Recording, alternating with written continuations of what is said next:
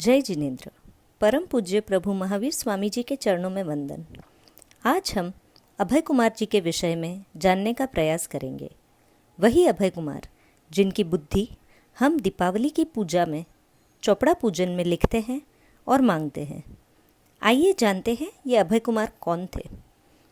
ऐसे तो अभय कुमार जी की कहानी पूरी तरह जानना चाहेंगे तो एक पुस्तक भी कम पड़ जाएगी, लेकिन मैं कोशिश करूंगी कि उनके जीवन के कुछ खास प्रसंग आप सभी के सामने प्रस्तुत करके उनकी बुद्धिमानी का परिचय आप तक पहुंचा सकूं।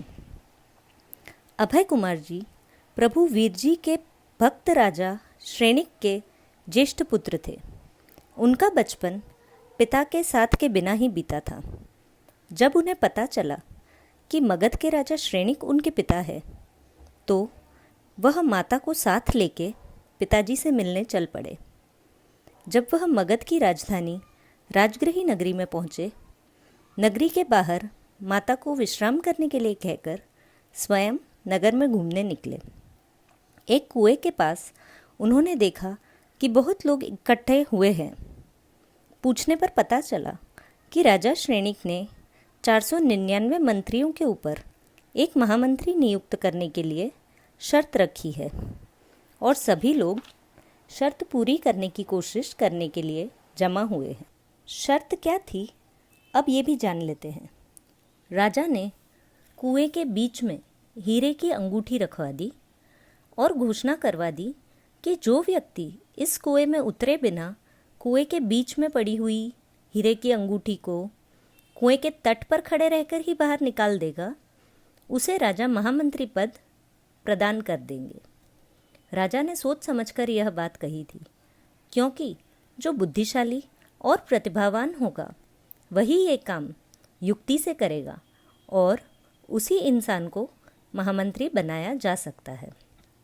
अभय कुमार ने कुछ सोचा और वहाँ खड़े लोगों से कहा कि वह अंगूठी निकाल सकता है। सभी को आश्चर्य तो बड़ा हुआ, लेकिन अभय कुमार को मौका मिल गया। फिर वह थोड़ी दूर पर पड़ा हुआ गाय का गोबर लेकर आया और सूखे कुएं में पड़ी अंगूठी पर निशाना लगा दिया। अंगूठी गोबर पर चिपक गई।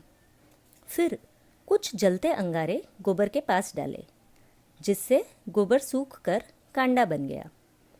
फिर उन्होंने आसपास से पानी लाकर कुएं में डालना शुरू किया।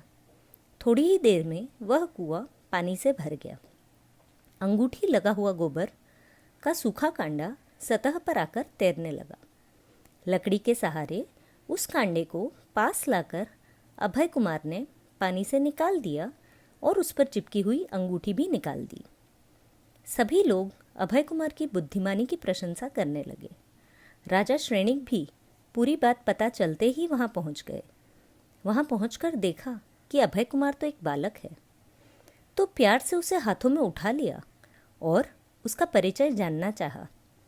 जब उन्हें पता चला कि अभय कुमार स्वयं उनका और सुनंदा का ही पुत्र है, तो भव्य महोत्सव के साथ उन्होंने पत्नी और पुत्र दोनों का नगर प्रवेश करवाया और अभय कुमार को 499 मंत्रियों के ऊपर महामंत्री पद भी प्रदान कर दिया। इनकी बुद्धिमानी और चतुराई के और प्रसंग अगले भाग में सुनाने का प्रयास रहेगा। जिन आज्ञा विरुद्ध कुछ कहने में आया हो तो हाथ जोड़कर मिच्छामि दुक्कडम। धन्यवाद।